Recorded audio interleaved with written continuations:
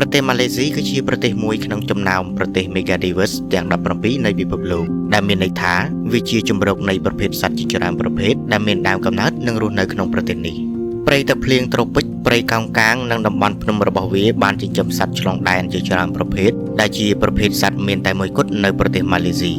ទាំងនេះគឺជាសត្វ30ប្រភេទដែលរកឃើញមានវត្តមានរស់នៅតែក្នុងប្រទេសម៉ាឡេស៊ីឬមានដើមកំណើតតែនៅក្នុងប្រទេសម៉ាឡេស៊ីប៉ុណ្ណោះ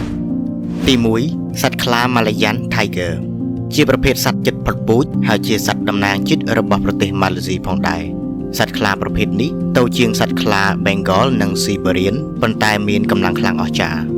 សត្វខ្លាមួយប្រភេទនេះជានិមិត្តរូបនៃភាពក្លាហាននិងមានឥទ្ធិពលនៅក្នុងវប្បធម៌ម៉ាឡេស៊ីសត្វខ្លា Malayan Tiger ភាគច្រើនត្រូវបានគេរកឃើញមាននៅក្នុងព្រៃឧបទ្វីបម៉ាឡេស៊ីបច្ចុប្បន្ននេះសត្វខ្លា Malayan Tiger មានចំនួនតិចជាង150ក្បាលប៉ុណ្ណោះដែលនៅសល់ក្នុងព្រៃរបស់ប្រទេសម៉ាឡេស៊ី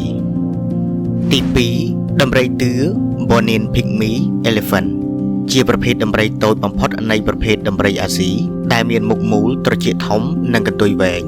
ពួកវាជាដំរីស្លូតបូតប៉ុន្តែពួកវាកំពុងស្ថិតក្នុងភាពគ្រោះថ្នាក់ជិតផុតពូជយ៉ាងខ្លាំងដោយសារពួកវារស់នៅតែក្នុងព្រៃទឹកភ្លៀងក្នុងតំបន់ទំនាបនៃរដ្ឋសាបារបស់ប្រទេសម៉ាឡេស៊ីប៉ុណ្ណោះ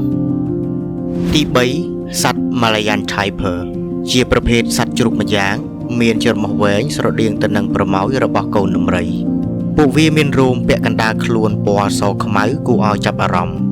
សត្វជ្រូកប្រភេទនេះជាប្រភេទសត្វ Tiger តែមួយគត់ដែលមានរស់នៅក្នុងទ្វីបអាស៊ីនិងជាពូជកម្រដ៏សំខាន់សម្រាប់បន្តវត្តមាននៅក្នុងព្រៃនៃប្រទេសម៉ាឡេស៊ីទី4ឆ្មា Bonin Bay Cat ជាឆ្មាព្រៃដ៏កម្រនិងពិបាករកមួយប្រភេទដែលមានទំហំប៉ុនឆ្មាស្រុកវាមានរោមក្រហមឬប្រផេះឆ្មា Bonin Bay Cat មានដើមកំណើតនៅលើកោះ Borneo និងមានលក្ខណៈសម្ងាត់កម្រមានអ្នកណារកឃើញឬឲ្យមនុស្សឃើញណាស់លើកលែងតែត្រូវបានថតដោយកាមេរ៉ានៅក្នុងព្រៃនៅក្នុងទសវត្សរ៍ឆ្នាំ1990តែប៉ុណ្ណោះទី5 Bonin Forest Badger ជាថនិកសត្វមួយប្រភេទដែលស៊ីសាច់សត្វដទៃនៅពេលយប់សត្វស្កាប្រភេទនេះមើលទៅដូចជាកូនកាត់រវាងសត្វស្កា Visual និងសត្វស្កាំងពួកវាស៊ីសត្វល្អិតសត្វតូចៗនិងផ្លែឈើជាចំណីអាហារសត្វស្កា Bonin Forest Badger ត្រូវបានគេរកឃើញមានវត្តមាននៅតែតំបន់ខ្ពង់រាបនៃរដ្ឋសាបាក្នុងប្រទេសម៉ាឡេស៊ីទី6សត្វរញីភ្លើង Peninsular Malaysian Slow Loris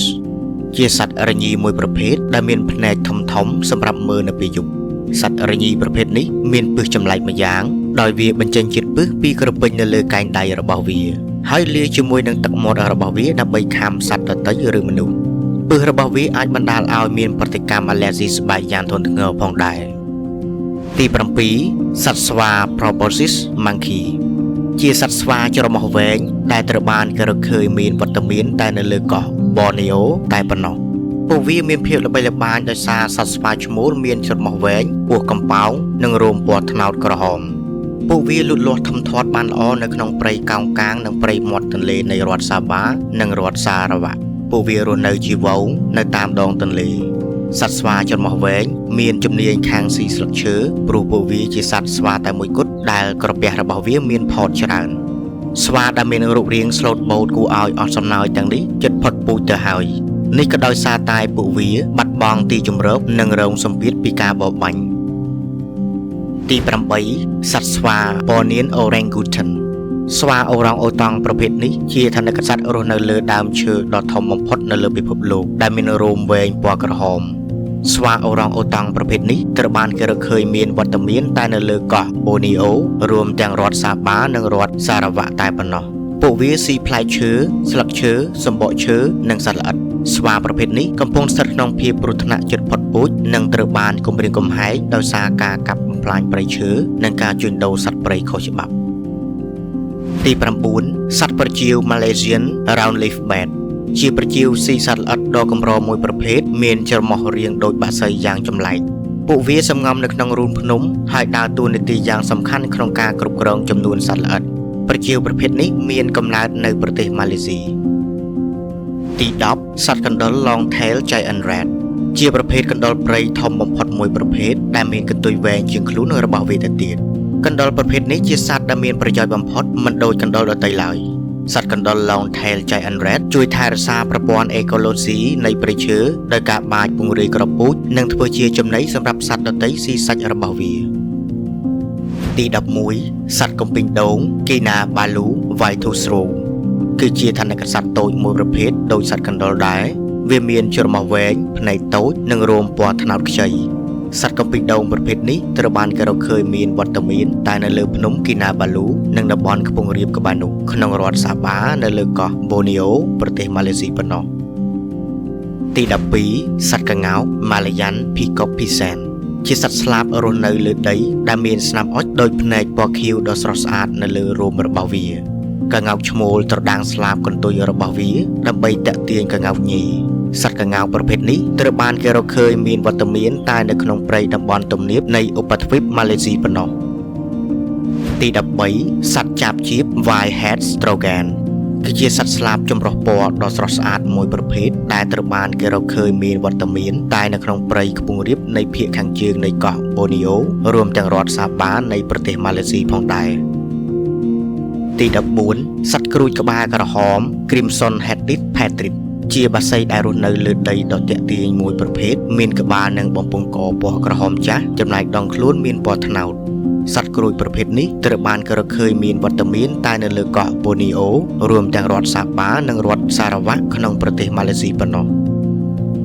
ទី15សត្វក្ងោក Mountain Peacock Pisan មានដើមកំណើតនៅជួរភ្នំទីវ៉ាងសាភាគកណ្ដាលនៃប្រទេសម៉ាឡេស៊ីវាមានរោមចម្រុះពណ៌ជាមួយនឹងស្នាមអុចតូចៗដូចភ្នែកពណ៌បៃតងនិងសម្រិតហើយត្រូវបានគេចាត់ទុកថាជាប្រភេទក្ងោកដ៏កម្របំផុតមួយក្នុងពិភពលោក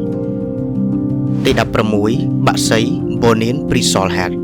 ជាសត្វស្លាបចម្លែកដូចសត្វក្អែកមួយប្រភេទដែលមានក្បាលទំពែកក្រហមគ្របដណ្ដប់ទៅដោយរោមរលោងស្រិលដូចជូតបក្សីប្រភេទនេះមានលក្ខណៈពិសេសណាស់វាស្ថិតនៅក្នុងអំបូរបក្សីដោយឡែកខុសពីគេនិងមានតែមួយគត់ទី17បក្សី Malaysian Rail Babbler ជាសត្វស្លាបមួយប្រភេទមានជើងវែងៗដើរស្ងាត់ស្ងាត់នៅលើដីព្រៃដូចជាផ្លូវរថភ្លើងជាដើមសំឡេងហួចយ៉ាងក្រលួចរបស់វាពិតជាគួរឲ្យចាប់អារម្មណ៍និងទាក់ទាញបំផុតដែលជារឿយៗត្រូវបានគេយល់ច្រឡំថាជាសំឡេងខ្លុយដែលគេផ្លុំពីចម្ងាយទី18បក្សីជ័យខ្ចី Bonin Leafbird ជាសត្វស្លាបស៊ីទឹកដមនិងផ្លែឈើដែលមានបំពង់កពណ៌លឿងនិងដងខ្លួនពណ៌បៃតងស្រស់ពួកវាជាបក្សីមានប្រយោជន៍មួយប្រភេទដែលជួយធ្វើដំណើរលំអងផ្កានៅតំបន់ត្រូពិកបក្សីជ័យខ្ចីប្រភេទនេះមានដើមកំណើតនៅព្រៃភ្នំនៃរដ្ឋសាបាប្រទេសម៉ាឡេស៊ីទី19ចាបស៊ីពីងពីង Bonin Spider Hunter ជាសត្វស្លាបស៊ីទឹកដមផ្កាមួយប្រភេទមានចំពុះវែងដោយទៅនឹងឈ្មោះរបស់វាដែរសត្វចាបប្រភេទនេះជួនកាលចាប់ពីងពីងនិងសត្វល្អិតផ្សេងៗស៊ីជាចំណីអាហារផងដែរទី20សត្វល្វាចេក Bonin Green Magpie ជាសត្វស្លាបម្យ៉ាងមានពណ៌បៃតងគួរឲ្យចាប់អារម្មណ៍វាមានចំពុះនិងជើងក្រហមល្អប្លែកសត្វល្វាចេកប្រភេទនេះត្រូវបានគេស្គាល់ដោយសារសំឡេងស្រែកយំបបាច់បបោចឮៗឥតឈប់ឈររបស់វាមានវត្តមាននៅលើទឹកដីទីខ្ពស់នៅក្នុងព្រៃភ្នំរបស់ប្រទេសម៉ាឡេស៊ីទី21បក្សី Bonin Rail Babbler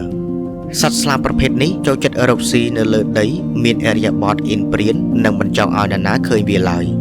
វាមានរោមពណ៌ត្នោតនិងស្នាមអុចពណ៌សនៅក្រោមកពួកវាចូលចិត្តរស់នៅក្នុងព្រៃក្រាស់ៗបក្សីប្រភេទនេះកម្រត្រូវបានគេឃើញណាស់ប៉ុន្តែជារឿយៗគេឮសំឡេងរបស់វាយ៉ាងក្រលួចទី22បក្សី Bonin Foxtail ជាសត្វស្លាបមួយប្រភេទដែលមានពណ៌ខ្មៅលាយសដ៏គួរឲ្យចាប់អារម្មណ៍វារស់នៅក្នុងព្រៃដែលមានទឹកស្ទឹងហូរលឿនកន្ទុយរបស់វាតែងតែរមូរនៅពេលដែលវាប្រមាញ់សត្វល្អិតនៅក្នុងទឹកទី23សត្វត្រកួត Bonin Ellis Monitor Lizard ជា fossil មានជីវិតដែលមានស្រកាសម្រាប់ការពាររាងកាយនិងគ្មានត្រចៀកខាងក្រៅទេវាមានរូបរាងតូចដូចសត្វថ្លែងដែរវាចំណាយពេលភាគច្រើននៅក្រោមដីឬក្នុងស្ទឹងដោយស៊ីត្រីនិងសត្វឥតឆ្អឹងកងជាចំណីអាហារសត្វត្រកួតប្រភេទនេះត្រូវបានគេរកឃើញមានវត្តមានតែនៅក្នុងរដ្ឋសារ៉ាវ៉ាក់នៃប្រទេសម៉ាឡេស៊ីប៉ុណ្ណោះ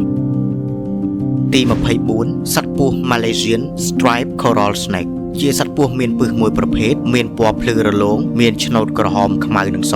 អ្វីត្បិតតែពស់ប្រភេទនេះមានទំហំតូចក៏ពិតមែនប៉ុន្តែពិសរបស់វាមានឥទ្ធិពលគ្រោះថ្នាក់បំផុតសត្វពស់ប្រភេទនេះមានដើមកំណើតនៅប្រទេសម៉ាឡេស៊ី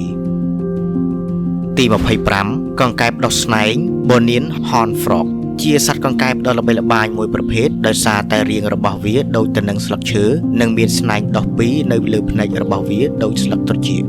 វាសម្ងំយ៉ាងស្ងៀមស្ងាត់នៅក្នុងគំនរស្លឹកឈើរងចាំចាប់សត្វល្អិតស៊ីជាអាហារទី26កង្កែប Bonian Flying Frog ជាសត្វកង្កែបមួយប្រភេទដែលត្រូវបានគេស្គាល់ដោយសារជើងរបស់វាមានភ្នាសធំៗដូចជាជើងទាវាអាចលោតនិងរអិលពីដើមឈើមួយទៅដើមឈើមួយនិងអាចហោះសំកាំងខ្លួនលើខ្យល់បានដងខ្លួនពណ៌បៃតងរបស់វាធ្វើឲ្យវាអាចបំបាំងខ្លួននៅក្នុងស្លឹកឈើបានទី27មេអំបៅ Raja Brooks Birdwing ជាមេអំបៅជាតិរបស់ប្រទេសម៉ាឡេស៊ីដែលត្រូវបានដាក់ឈ្មោះតាម James Brooks ដែលជាវាយរាចាទី1នៃរដ្ឋសារ៉ាវ៉ាក់មេអំបៅឈ្មោលមានពណ៌ខ្មៅនិងឆ្នូតពណ៌បៃតងប្លែកៗចំណែកឯមេអំបៅញីមានទំហំធំជាងនិងមានពណ៌ត្នោតទី28មេអំបៅ Bonian Atlas Mouse ជាប្រភេទមេអំបៅដ៏ធំបំផុតមួយនៅលើពិភពលោកដែលមានស្លាបដូចក្បាលពស់នៅខាងចុងដើម្បីបំភ័យសត្វមៀងសាសីផ្សេងៗដែលចង់មកយាយីវា